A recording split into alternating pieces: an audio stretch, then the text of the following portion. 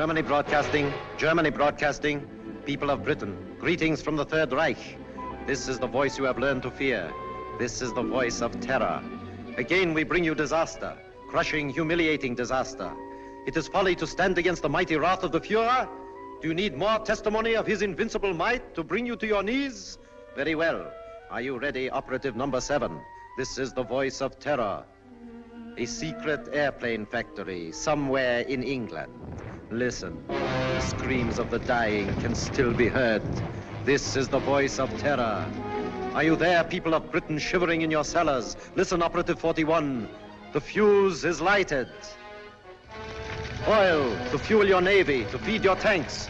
There it goes up in smoke by the millions of gallons. This is the voice of terror. Do you still believe that there are secrets unknown to the Fuhrer? Listen. Tonight at 7:10, an important diplomat boarded a train at a little station outside Liverpool. Each split second is accounted for. The rails divide. The train hurtles through the air. The diplomat will make no report in London. This is the voice of terror. Englishmen, do you still await your doom in your stupid, stuffy little clubs? It will come, I promise you. Operative 23, the time is now. We strike you on the high seas, as well as on the land. This is the voice of terror. Englishmen, the Fuhrer strikes you now as he pleases. Water pours through your greatest dam, smashing everything before it, even as our invincible armies roll toward their objectives.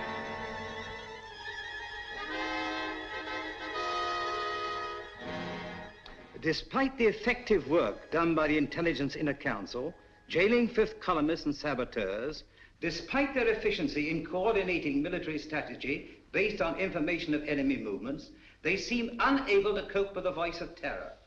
Already 6 military catastrophes have occurred. The unmitigated nerve of the press. Now they're attacking us. At last the fellow to kingdom come. If only we could keep this insidious stuff off the air. I'm not sure that I agree with you. What purpose would that serve? Well, the people wouldn't have to listen to it. I've been talking to Crosby, the radio technician. If we want him jammed off the air, Crosby can do it. I've been working along other lines. I've asked Mr. Sherlock Holmes to come here. What? Sherlock Holmes? This isn't a case for a private detective, it's a matter of state. In this emergency, we should take advantage of everyone's peculiar gifts. Mr. Holmes is the most subtle and extraordinary private investigator of our time. Are you intimating that the Army and Navy intelligence plus Scotland Yard are not equal to the occasion, Sir Evan? I'm sure they're equal to any occasion. They've done a marvelous job of lining up fifth columnists, saboteurs, and keeping us informed of the enemy's movements. But the voice of terror seems to have them stumped. Sherlock Holmes may have a new approach that will solve the problem. What's happened inside these walls has always been secret. We don't want any outsiders here. I'm positively and irrevocably opposed to calling in Sherlock Holmes. Perhaps you'll change your mind. I see nothing whatever to make me do so. Prentice is right. For ordinary criminal investigation, Holmes is excellent, but not for this. He's unorthodox and theatrical. I can tell you all about him. Gentlemen, perhaps I can throw some light on the subject myself. Holmes, how are you? So good of you to come. Good afternoon, Sir Evan. Your card opened all doors. Oh, Blouser! Oh, you've put on a little weight since you left school. You don't look any younger yourself, Dimples. How are you? Fine. Come in, won't you? You know these gentlemen? I think so. How do you do? I haven't had that pleasure. May I introduce my friend and associate, Dr. Watson? How do you do? I'm afraid I've arrived at an embarrassing moment. Not at all. This gentleman here, Admiral Sir John Prentice. Admiral Prentice, objects most strongly to my being called in. How could you possibly infer that? From the carpet. Carpet? A man who rises from his chair and digs his heels sternly into the carpet is violently opposed to something, and the Admiral, being quite distressed by the criticisms of the press, would be most apt to resent my intrusion. Well, you've just arrived from Sevenoaks. Yes, of course. How on earth did you know that? Oh, pardon my mentioning it, but adhering to your left boot heel is a variety of clay known only in Sevenoaks. An amazing piece of deduction. Elementary, my dear Baron. Here's a broadcast of the voice of terror.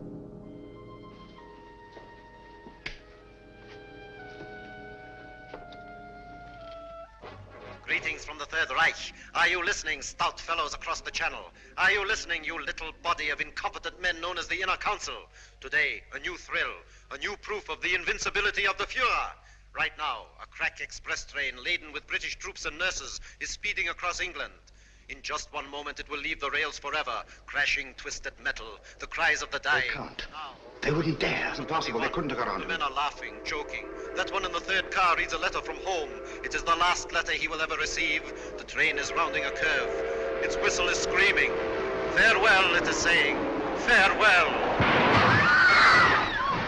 You have just heard an exact reproduction of the way it sounds, the way it must actually be. The hearts of the German people bleed, that innocent men and women have to be killed because your stupid war men... Shaw speaking. Have you any news of the Liverpool Express? Time and time again offered in peace. But if your blundering war cabinet cannot see that England is already lost, then it is our sacred German duty to prove it to them over and over and over until they are on their knees, begging, pleading, groveling for the exquisite mercy of our Fuhrer. Each night, the voice of terror will announce... Shut it off. Struck Stop at the it. heart of England. Even as you listen, and you... I'm sorry. Do what you can, Holmes. This frightful thing has got to be stopped. His son was on that train. How did they find out about the truce? It was an absolute secret. Gentlemen, something must be done about this thing at once. Yes. First of all, then, the voice must not be blocked off the air. But he's a menace. All over the Empire, this horrible news is broadcast, blown up out of all proportions. The world is beginning to believe it. Even our allies are counting England out. People are frightened, panicky. The British people are not so easily panicked. It's dangerous, I tell you, to let this thing go on. Dangerous, yes, Captain Shaw. But we must continue to listen. What for? So that we can keep on guessing who it is? His identity is not important. The important thing is the purpose behind this campaign of terror. Purpose, indeed. Isn't it enough that our most secret plans are known, our ships are being destroyed, our trains wrecked? I'm convinced that these disasters are only a prelude, a smokescreen, to cover up a more diabolic plan. And I intend to find out what that plan is. This council and Scotland Yard will give you all the aid you require. Thank you. Gentlemen, my connection with this case must remain absolutely secret. You understand that, of course. Why, certainly. You will let the council know at all times just what you're doing. I shall give you such information as I think wise to disclose in the interests of safety, both the public's and your own. The Inner Council has never shared its secrets with anyone. I demand that you keep us informed of your activities and progress. Come along, Watson. Mr. Holmes, I want to apologize for your rather lukewarm reception here. Well, thank you, Sir Evan. I'm used to the chilly atmosphere of high places. And of course, you recognize the importance of time. Quite. And results. Mr. Lloyd, I'm quite sure that Mr. Holmes can be trusted not to fail. He never has, you know. Thank you, Watson. The word is seldom. Goodbye, Sir Evan. Goodbye, sir. Goodbye, Barham. Goodbye, Watson. Shall we walk for a bit or take a taxi? I'm afraid we have no choice. Huh? No, Watson. I have a feeling that when we go out of that door, a girl will be waiting. A girl? What do you mean? A young lady whom neither of us has ever seen before will come forward to greet us. Holmes, now you're pulling my leg again.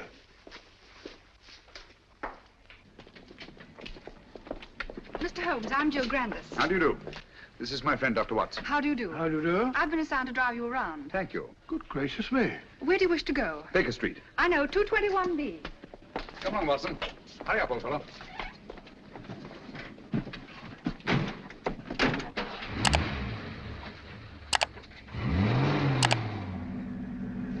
Holmes, the girl waiting. Well, what an extraordinary thing.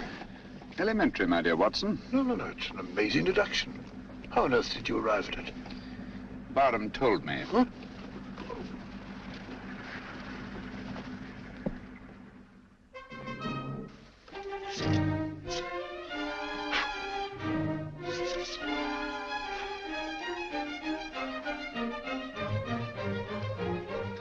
Oh, don't you worry, Mrs. Hudson. Just giving her a bit of a clean. Now we're on a case again. The joints are a bit rusty, like mine, you know. Is he back in a case again? Case? The greatest case of his of our career. Oh, mercy, it always is.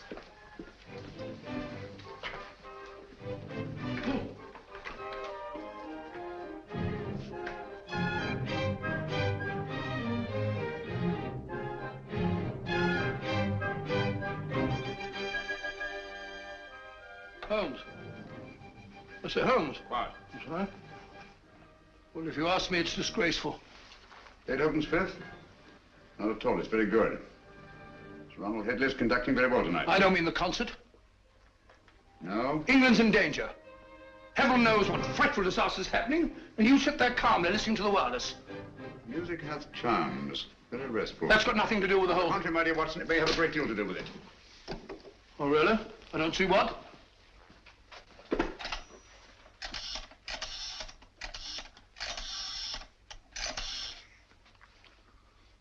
BBC request station, this is Sherlock Holmes. I understand you play recordings.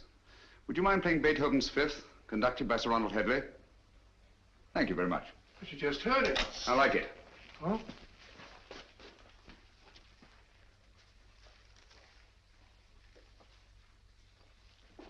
We've had a request for the Beethoven Fifth Symphony, played by the London Symphony Orchestra under the direction of Sir Ronald Headley. This is a transcription.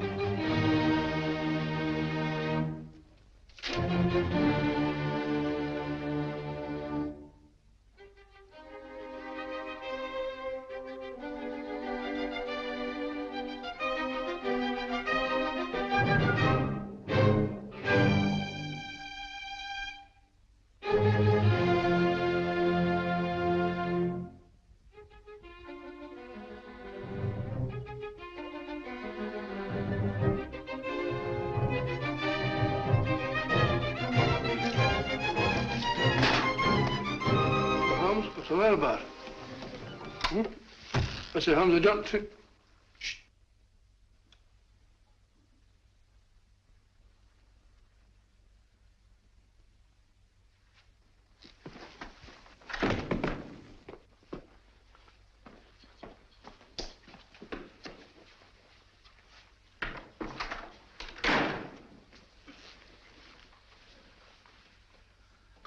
Mr. Holmes. Yes, Gavin?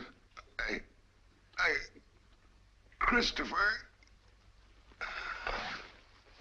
Dead? Yes. It's been driven in with a lot of force. Watson, this is a warning. Warning? How do you know? I had sent for Gavin to get certain information, which you must have found there in the dark and sinister alleys of Limehouse. He came with his message, which someone doesn't want me to hear, someone determined and dangerous. What's the good of a warning of danger? You learn from what or from whom? That we shall have to discover. There's nitrous thrown by the tip. From a distance of about 50 feet, by a man about 5'10". Steady, Holmes. Elementary, no fingerprints. But the distance and the man's height. The angle of entry and the force with which he penetrated the victim. But Holmes, what do you suppose he meant when he said Christopher? We must find out at once. Come on, Watson. Huh? Come in. Oh, Mr. Holmes, I saw a fella lurking about your steps tonight. Blimey, he won't lurk no more. Pull me out. Take care of it, Dobson. Very good, sir. How did it happen? Haven't time now. Get your coat on, Watson. We're going out. No. Holmes, you promised. Oh.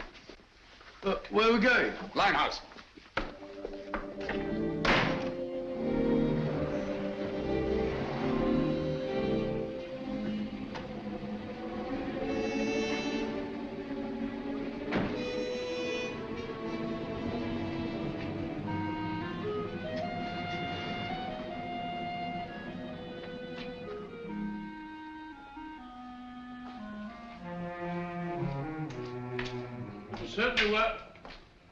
Certainly wise of you to let Miss Grandis go. This is no place for girl or anyone else. Yet there seem to be people about.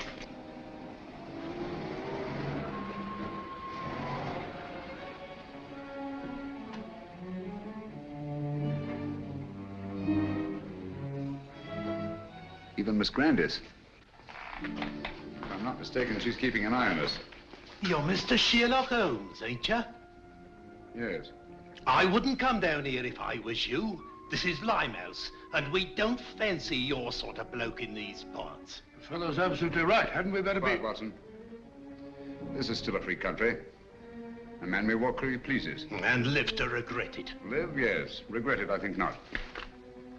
Step back. Come on, Watson.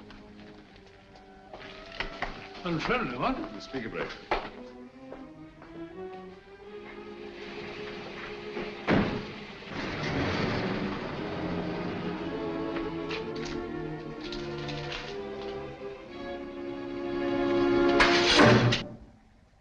What was that, Holmes? It's all right, quiet. I can't see a thing. Luckily for us, neither can they.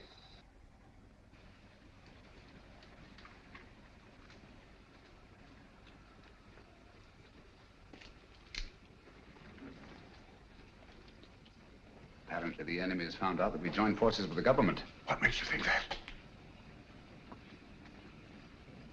This knife, like the knife which killed Gavin, was thrown by a former habitué of the docks of Hamburg. It's a German knife. The knife throwers of Hamburg are extremely expert. Mr. Holmes, can't we come back in the daytime? Certainly not. I don't think we're safe. No one in the world is safe now, Watson. Least of all us.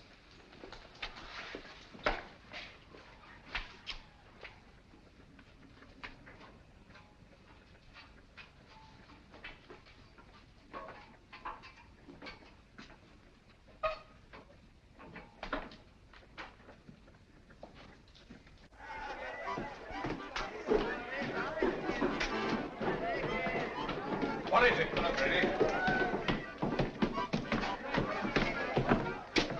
Don't tell me that you don't recognize me. Mr. Sherlock Holmes. I got a specially ugly lot here I'll tonight. take my chances. I can't keep you up, Mr. Holmes, but...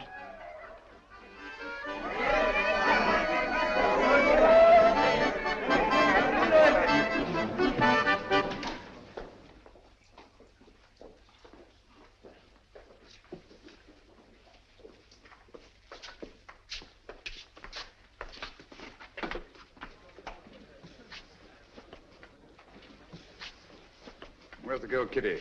Gavin's sweetheart. His wife. Can you get her? It's urgent. Try. Holmes, I don't think I like this place much.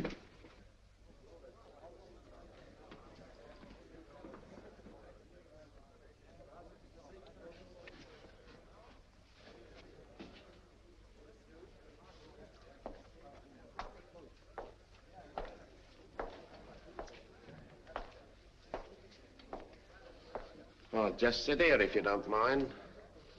I think you'll recognize me, Mr. Holmes, if you look hard enough. Camberwell. You've got a long memory. Like me. Tarleton murder, 1932. Of course, I sent you up. Mr. Holmes, don't you think we better be... Stow your gab. For 10 long years, I've been sitting down there in Dartmoor. For the old 10 years, one thing's been preying on my mind. Only one? Just one. Someday I'll be getting out of here, I kept saying to myself. And when I do, someday I'm going to come face to face with Mr. Sherlock Holmes. Now you are. And now I am.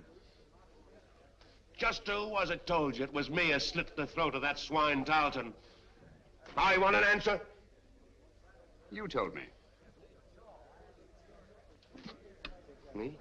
On the windowsill, you left 4 infinitesimal pieces of ash from a particularly revolting kind of tobacco that you were known to use. The knife blade was sharpened by a left-handed man. You signed your name to the crime.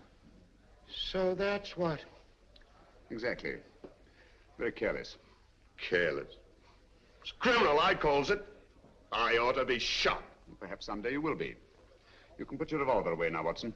Well, Holmes, you never know.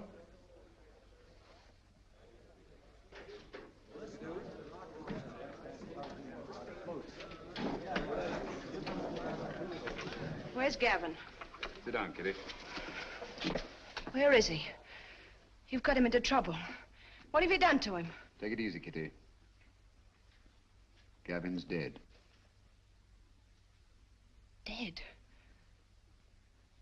Oh, it ain't possible. Well, I was with him only 2 hours ago. You're trying to frighten me. No, I'm not, Kitty. It's you. You killed him. I warned him to stay away from you. I knew you'd do him in. I had nothing to do with it, Kitty. Well, who did then? Who did? He was knifed on my doorstep.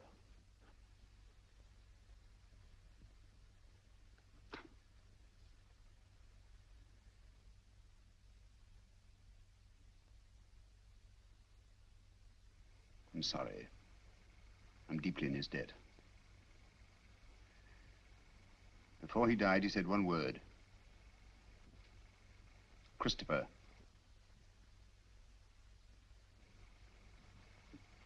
You know what it means? I've got to know. What's that to me? You want to avenge Gavin's death, don't you? I want nothing to do with it. No, with you. I never had any dealings with the police, and I won't start now. I'm not asking this for myself.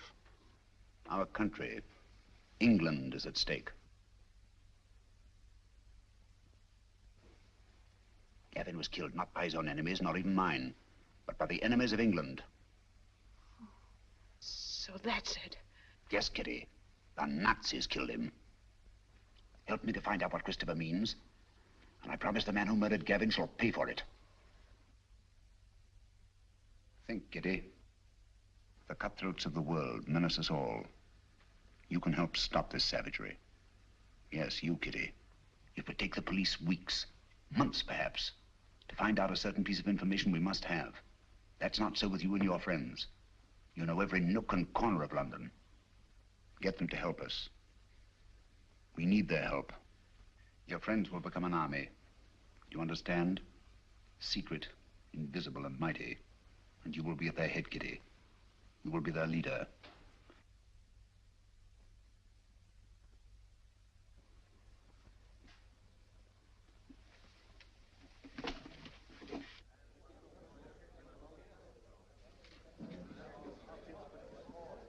Grimes, do you know what Christopher means?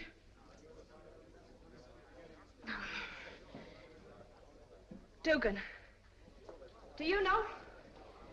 Dugan, listen to me. I ain't got no time to listen to you, girlie. But you gotta listen. Someone killed Gavin. I don't know who, but you gotta help me find out.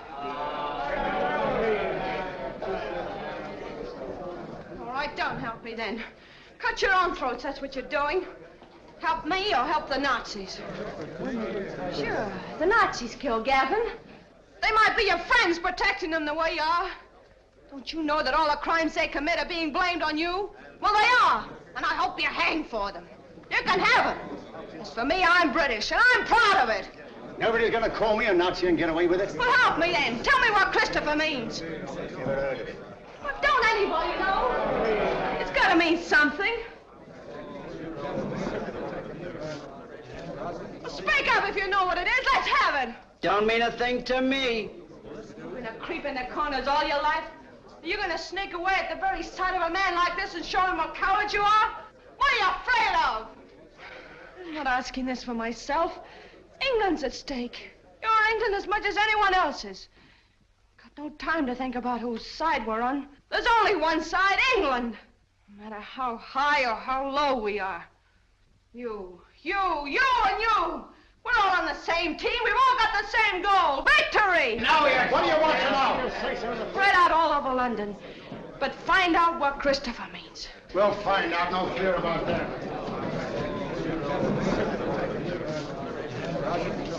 Thank you, Kitty. Well done, my dear.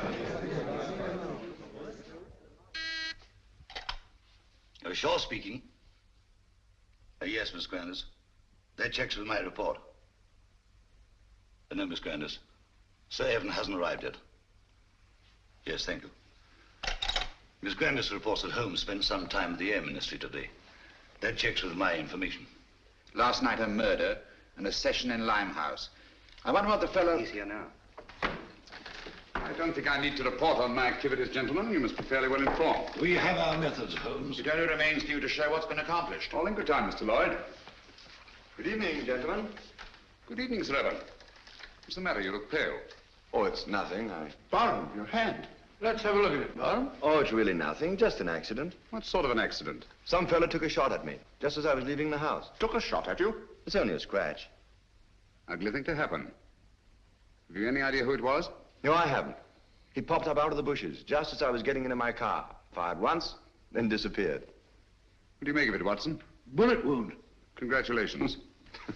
This is a matter for the police. Oh, no, please.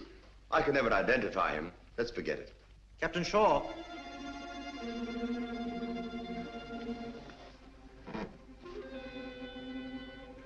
People of Britain, greetings. Is it shock you need? Very well. We Nazis can produce them till Britain's proud head is in the dust where it belongs. People of London, look out of your windows. You will see your promised disaster written across the skies. Lawford, turn out the lights, please. Look to the East India docks. Are you alert, number 20? Look, Britain, look, and wonder, and despair. We Nazis keep our promises. There's a terrible fire in East End. Concentration of men and supplies. American bombers, tanks, gone. Destroyed utterly. The flames are mounting, higher and higher and higher. Now the glare must be visible even to the short-sighted leaders of your bewildered government. Mark well the towering fires. They consume your new planes from America, your meager store of tanks, your puny munitions, and your food. Planes that were your only defense against our all-powerful Luftwaffe. Tanks and munitions that you prayed would hold against the magnificent 50-ton German land monsters, which will soon be crashing through your very houses. Food. Desperately needed morsels you...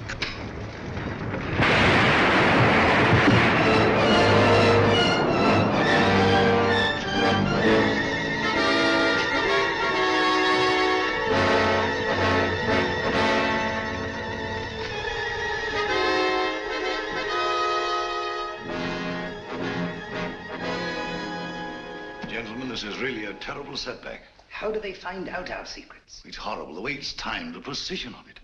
It's not so precise. Almost precise. What do you mean? I should call it exact. No. The fires actually broke out sometime before the voice called to his operative in London. Joe, that's true. And last time, the train disaster. Captain Shaw was on the telephone immediately, and Scotland Yard knew all about it. The derailment must have occurred at least 10 minutes earlier. That's certainly possible. Even so, what of it? No mystery, nothing supernatural, just split-second planning, that's all. Days, perhaps weeks in advance. Very well figured out, Holmes. It gets us a step forward. Now, gentlemen, let's take a step even further. I have charted here the tonal differences between actual and transcribed broadcasts. Using this test, I'm convinced that the voice of terror is undoubtedly recorded and played from a record. What does that prove? It proves that the voice of terror, the man himself, is not in Germany. He's here, in England. Oh, that's impossible. What are you telling us, Holmes? It can't be. Our technicians insist the broadcast originated in Zeisberg. And so they do, from recordings flown to Zeisberg. It's impossible, Holmes. You can't expect anyone to believe that. It can't be done. Thanks to the Royal Air Force, I have some rather curious information. At irregular intervals, 6 Nazi bombing planes come over and drop their deadly cargoes on non-military objectives. A meadow or a sheepfold. That's nonsense. The Nazis aren't fools. They don't waste ammunition. Of course not. Then what's the purpose? To divert attention from the fact that a single plane breaks formation each time and disappears. But why? Gentlemen, that lone plane picks up plans, maps, secret military information, and the voice of terror's timed and recorded speech and flies them to Germany. I can hardly believe it. Sensational, if true. It's incredible. Fantastic. Mr. Holmes, Yes? there's a person outside asking... A lady? Ask her to come in. Excuse me, gentlemen.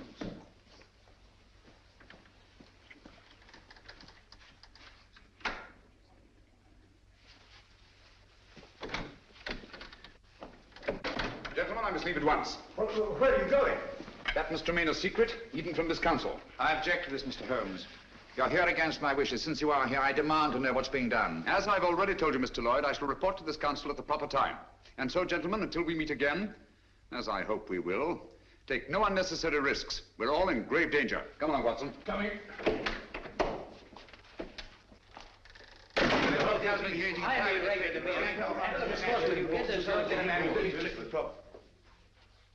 Stay.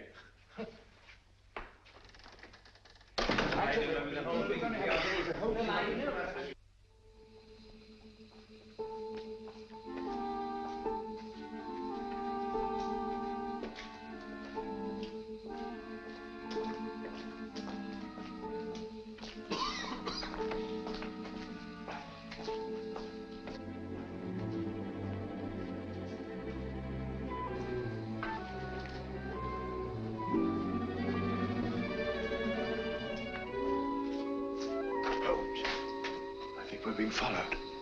Yes, I know. It's Lloyd. Lloyd? How do you know? He's so obvious about it.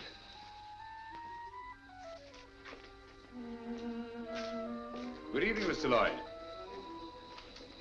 We're going our way. I intend to find out what you're doing, even to the point of following me. This is our business, you know, as well as yours. All right. Come along.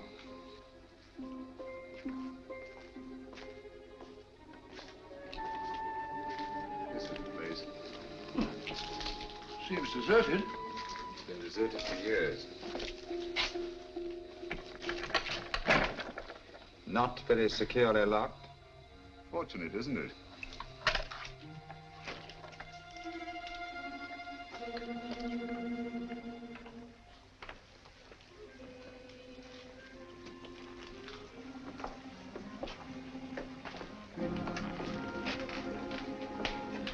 Water. It's the river. This is part of the old Christopher docks. Never heard of them? Christopher? I say, Holmes, isn't that the word that Quiet, Gavin... Watson. Oh, sorry. They're almost forgotten. They were built before Victoria.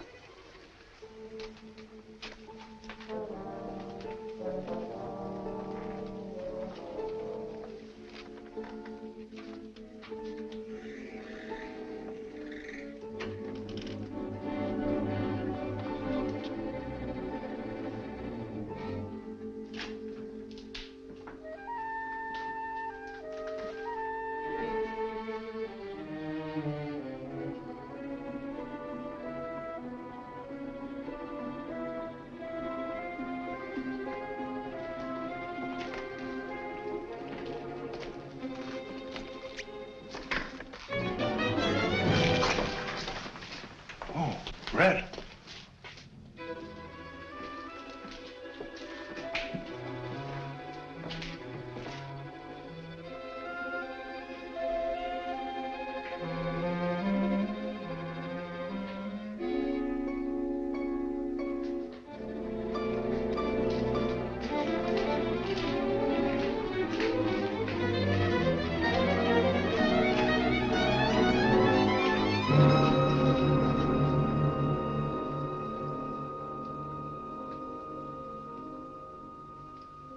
Good evening, gentlemen.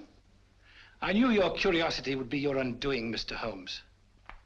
You were expecting me then? Yes. I had hoped that the entire council might have come. It would have been a pleasure to deal with all of them, quietly and effectively. Eventually, they all will be taken care of. However, Mr. Lloyd is quite a catch and will have to suffice for the moment. What do you intend to do with us?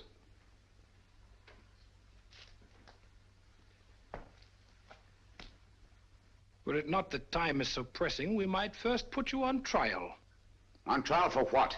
Crimes against the Third Reich. Misguided efforts to wreck our inevitable victory. Mr. Lloyd, your super-British patriotism, your blundering but sometimes effective intelligence efforts are well known. We have quite a score against you, which will be settled. Dr. Watson. A fair physician, no doubt, but of no consequence.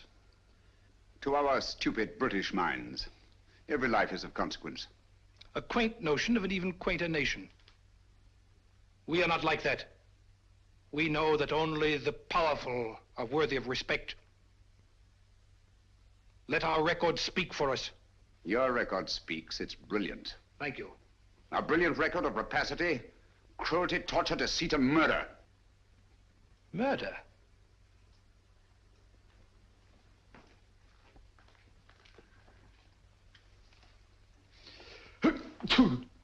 Gesundheit. Thank you. Cold? It is a little chilly in here. I'm sorry you're uncomfortable. My discomfort is of no consequence. Your false courage is not impressive, Mr. Holmes. Of course you realize that you and your friends are going to die?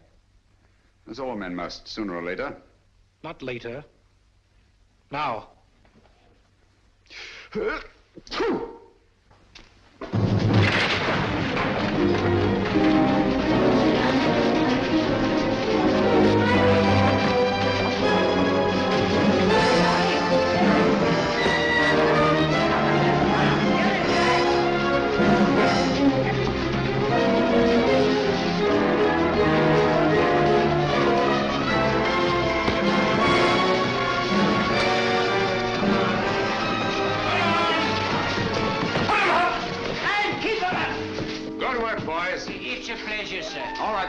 Line him up there against the wall. Come on, get back again. Come on, get back.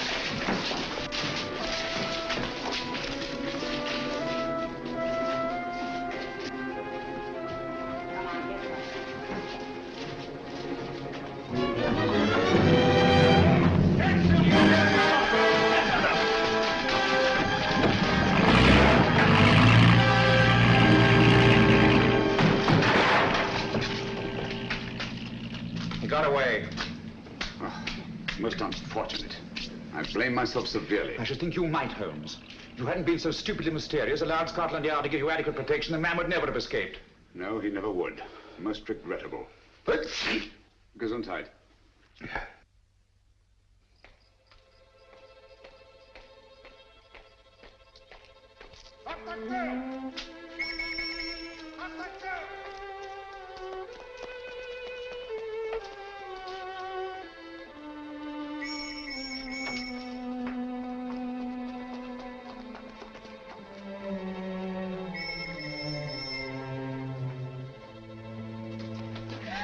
Keep quiet.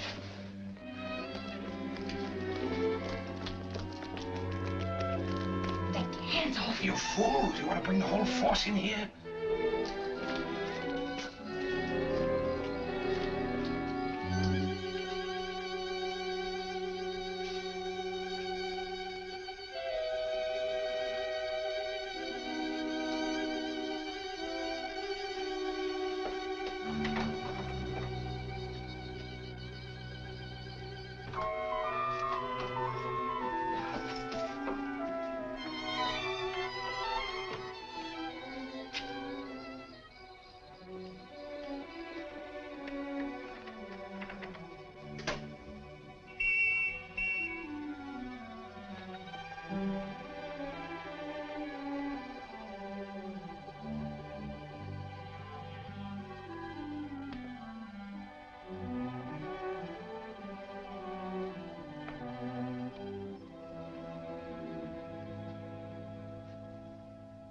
So that was it, eh?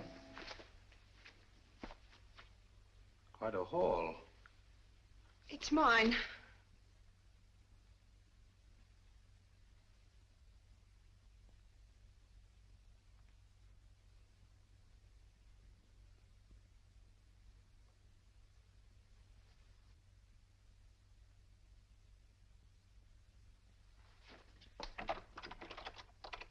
Go ahead. Your friends, the police, are undoubtedly still out there.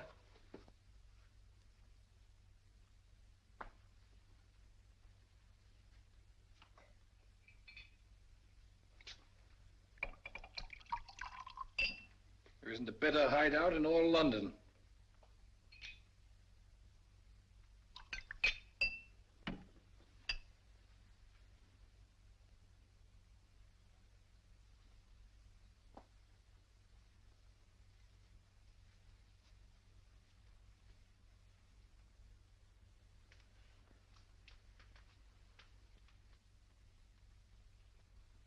This'll quiet your nerves.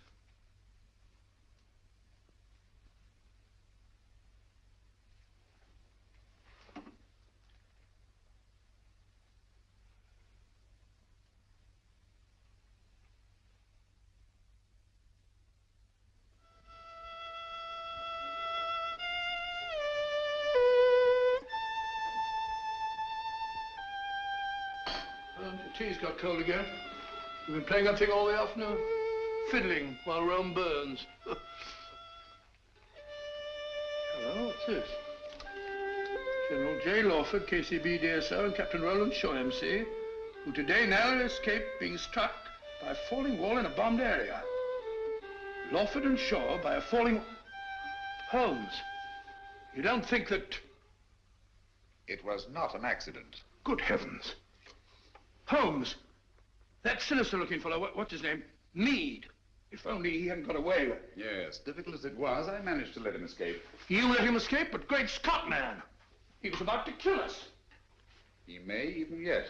I don't understand you, Holmes. It's my theory if this chap Meade is the arch criminal, that he's behind the whole thing. You're absolutely right, Watson. Except for one thing. Well, then I'm wrong. Have you observed that a highly secret military plan is thwarted by each of these disasters? Yes, I have. Now that you mention it. Watson, there's a leak. A leak? You mean in the council? But Holmes, that's impossible.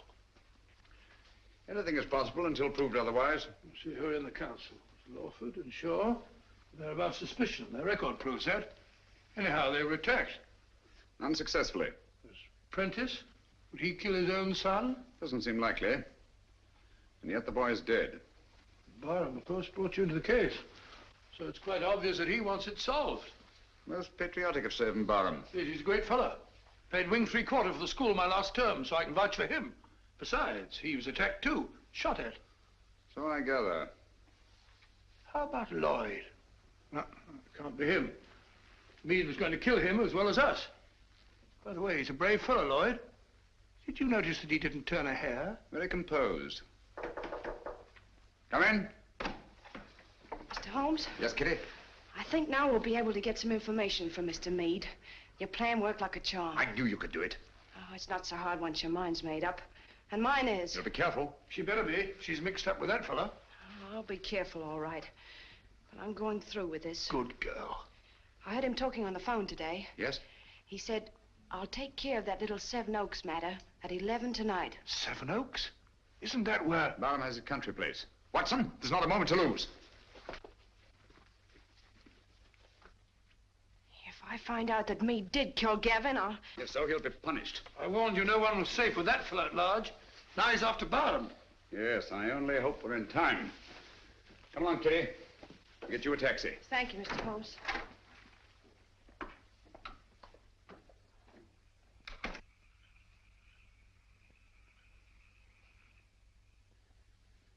You think you ought to go it alone, sir? Worrying about that escaped German agent, huh? He threatens to kill the entire council, sir. Come, Smithson. Took bigger chances than this in the trenches. Have you forgotten? I know, sir, but we were younger then. And there were no such thing as Nazis. I'm ready for him. I understand, sir.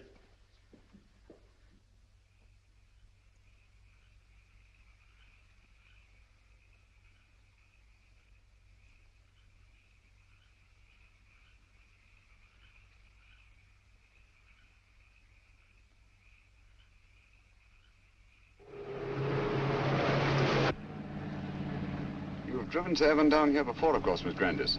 Quite often. He comes down whenever he can. He's a local air raid warden, you know. Likes to get away from the excitement occasionally, eh? Yes, it's so very quiet here. Quiet and remote. Away from everyone.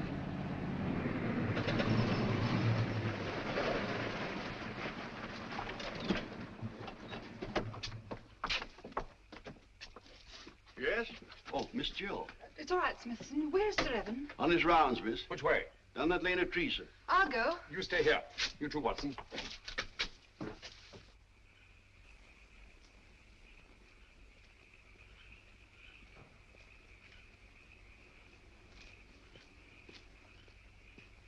Hello there, Barham.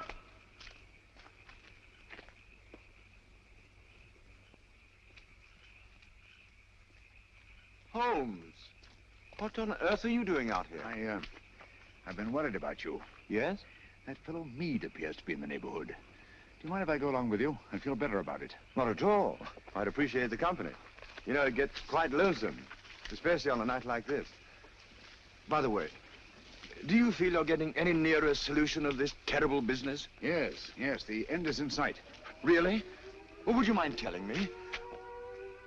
Listen. Air raid sirens. Yes. Coming our way. Yes. Yet I don't seem to hear any planes. Wait a minute. I can. Look. There's one. She's coming right over.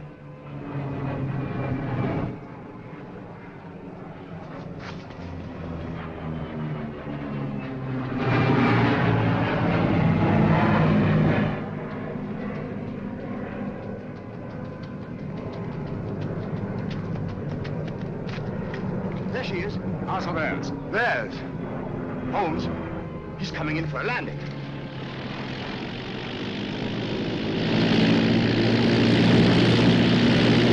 The swine. That's a pickup plane. The voice must be here, close by. Then we've got him.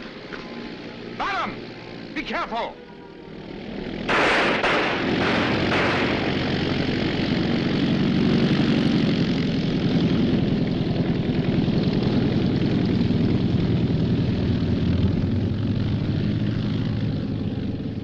I can't understand you, Holmes. Why didn't you help me? We almost had him. You're too impatient, Barham. My patience is exhausted. This has got to stop. Thought you'd have solved the whole thing long before this. What happened? Was that a Nazi plan? Yes, I saw the filthy swastika myself. Great Scott. Took a shot at him, but he got away. Meade also got away. Well, I better go and report this. We'll go with you. Come along, Watson. You needn't bother. I can take care of myself. My dear fellow, there's no use taking chances. I'm afraid you're a marked man as long as Meade is at large. Come on.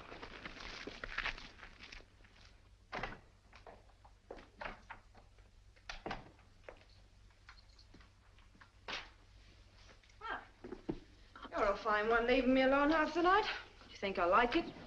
I want to go out and have some fun. Don't bother me. Said you were going to let me work with you. Someday you'll come back and I won't be here. Where would you go? What's my business? Maybe you'll be waiting here next time and I won't come back. Don't talk like that. I'm sorry, Kitty. You seem sort of different lately. Anything the matter? Maybe the next time you see me, I'll be in a position of authority, of power. No longer hiding in the dark. Giving the orders, not taking them. What do you say to that? You're drunk. Drunk? Yes. When I was a boy, I dreamed a dream. I was dressed in armor, shining blue-gray armor. I rode on a horse through the streets where the people cheered, hailing me. I rode over the bodies of underlings prostrated before me. Their blood ran out along the gutters like a river.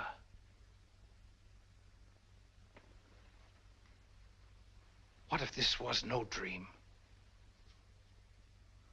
What if it was prophecy? What if all this comes to pass? Well, something must have happened to you. Yes, Kitty. Something that you're going to share with me. Get your coat. Hurry.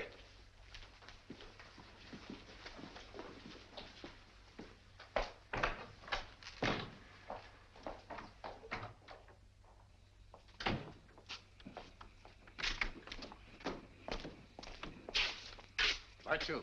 Got plenty of petrol? Enough. Start driving.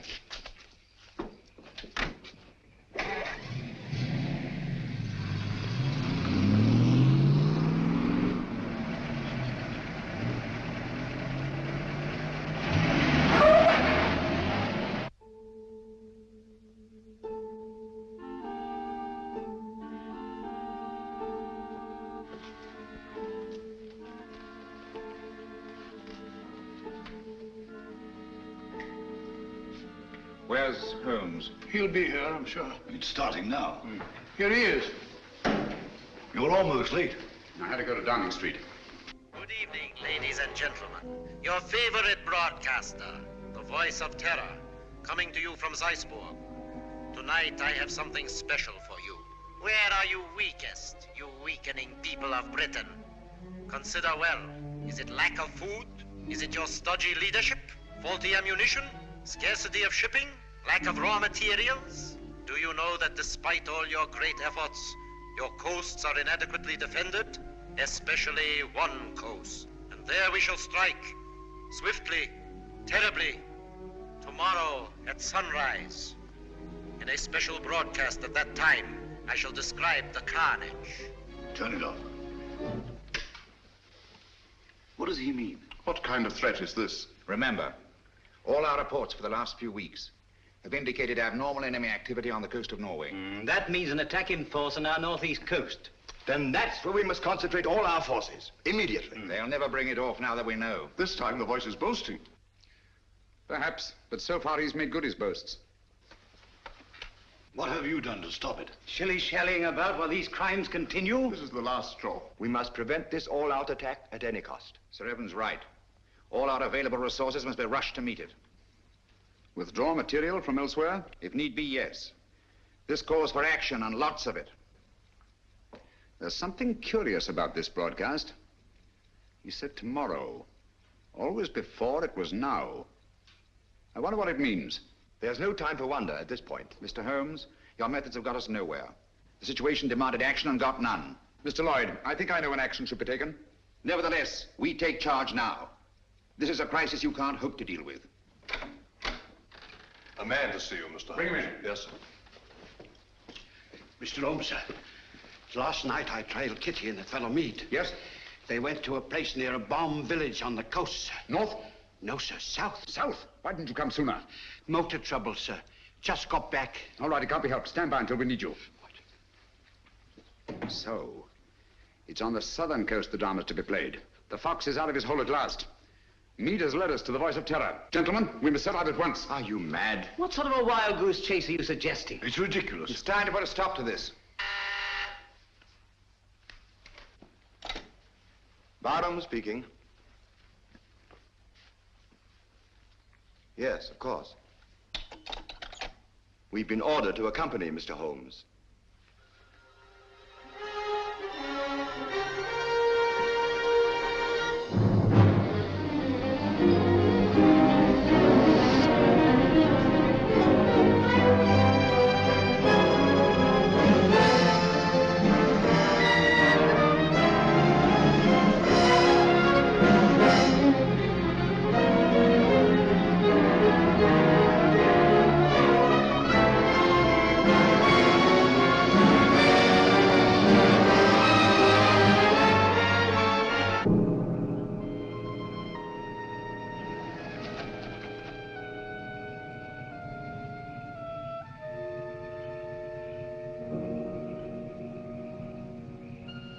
Major Harrison, Mr. Sherlock Holmes. Good evening, sir. All the arrangements have been made. Splendid.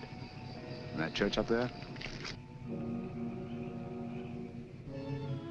Yes, sir. All right.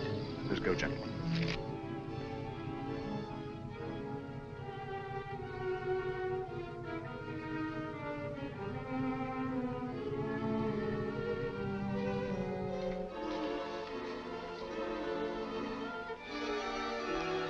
Von Borg seems to be delayed. He'll be here, never fear. You all understand your objectives. Sheila! Sheila! Yes, sir. You understand what you're to do? Yes, sir. I'm going with the first contingent to Liverpool. Your men are waiting there, organized to take control? They have been ready and waiting for weeks. What was that?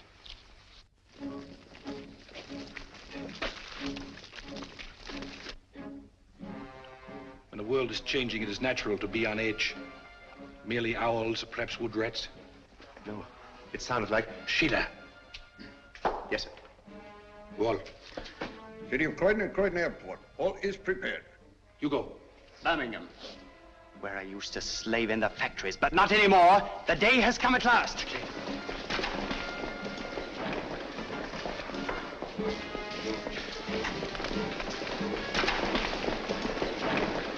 Line them up over there.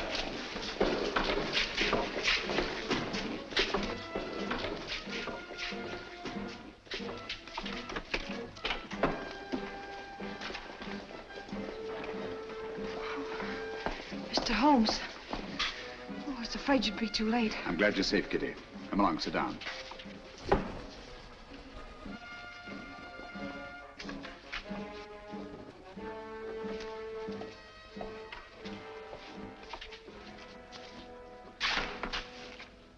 Gentlemen, when Mr. Mead and I last met, he wished he could put us on trial.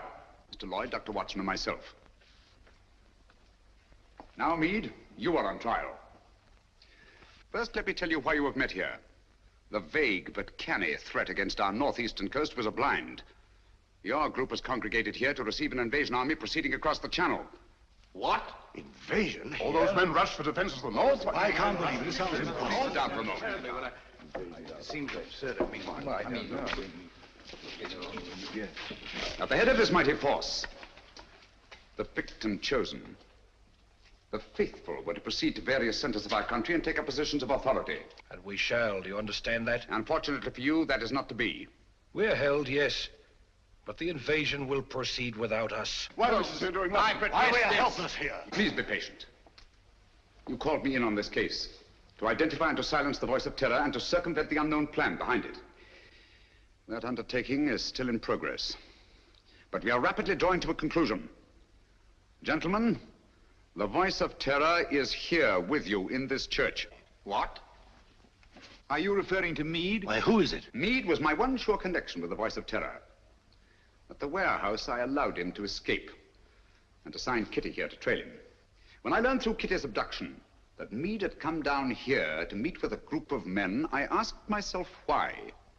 Why a deserted fishing village on the Channel when Scotland was to be the next scene of disaster? And why was it necessary to withdraw great stores of ordnance and material for the protection of Scotland? It was a ruse, gentlemen, to leave this coast unprotected. A ruse devised by the voice of terror. I knew quite early, of course, that the voice was a member of your august body. You dare to insinuate that one of us... If this is meant to be humor, it's very ill-timed. German agents knew I was on the case the very night I was called in. How did they know this secret? One of your counsel informed them. There were attempts made on the lives of all of us. But the attempt made on the life of one of your members was entirely unsubstantiated, resting on his word alone. One member whom I went to the country ostensibly to protect, actually to surprise. This member fired on the Nazi pickup plane, not in rage as he pretended, but to warn and frighten it away. That was very clever of you, Sir Evan. Sir Evan? I can't believe it. Sir Evan couldn't be implicated in a thing like this. What's Sir Evan got to say? Let me congratulate you, Mr. Holmes. You admit this outrageous accusation? There's been treason before, but this is beyond belief. Treason is not involved. Sir Evan Barham is not Sir Evan Barham. What are you talking about? In March 1918, Lieutenant Evan Barham was a prisoner in a German prison camp. There, his amazing resemblance to a certain Heinrich von Bock, a brilliant young member of the German Secret Service, sealed young Barham's fate. One morning, he was taken out and shot, murdered in cold blood. Then this man is Heinrich von Bock, who has been masquerading in Barham's place for the past 24 years. You see, gentlemen, the Germans plan well in advance. It's incredible. How could a thing like this happen? Barham had no immediate family. The details of his private life were avidly studied by von Bock, who was 3 years at Oxford and had a perfect knowledge of the English language and English habits. So, with possibly the help of a little plastic surgery, not forgetting the considerable resemblance to Barham in the first place, the deception was carried through. Very clever, Mr. Holmes.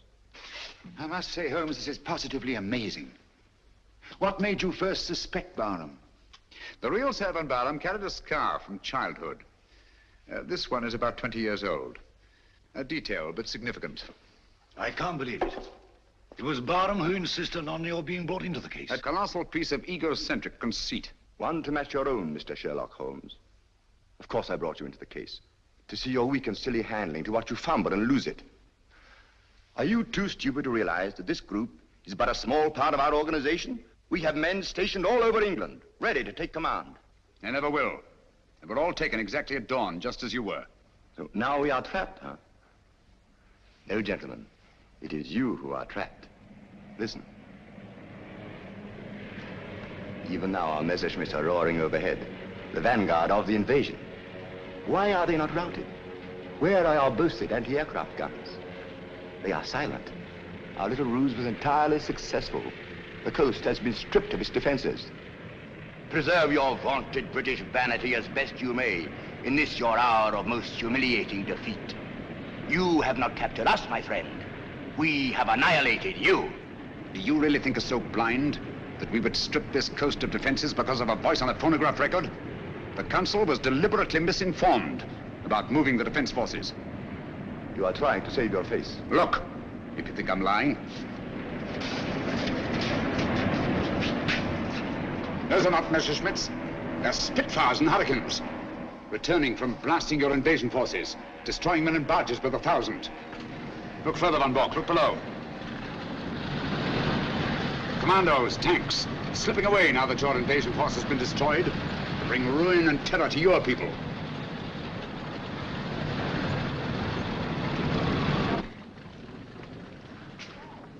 I wonder if there's anything on the wireless about this. The BBC. We are frightfully sorry to announce that a special broadcast of the Voice of Terror will have to be delayed indefinitely. A threat against our northern coasts, made only as a blind to cover the enemy's invasion plans, has not been fulfilled. Instead, our victorious planes have blasted invasion bases on the continent, destroying enormous stores of materiel and troops. More news of this triumphant victory tomorrow.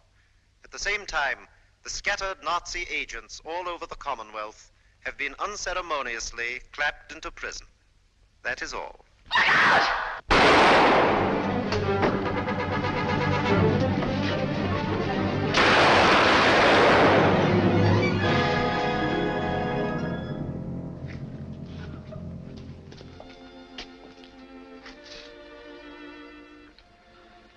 This girl merits our deepest gratitude.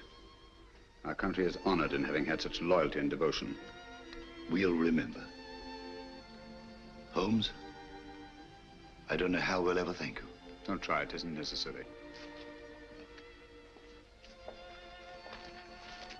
I'll be with you in a minute, Holmes. I'll just see that she's taken care of.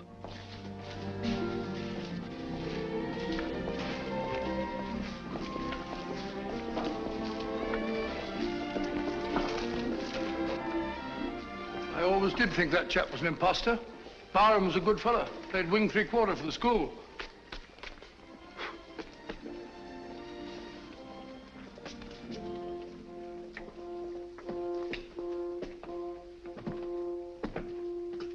What a lovely morning, Holmes.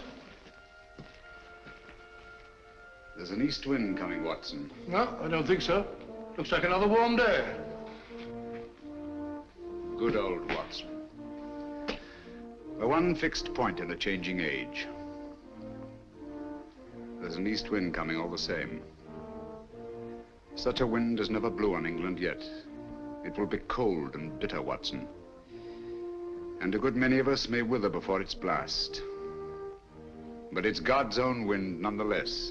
And a greener, better, stronger land will lie in the sunshine when the storm is cleared.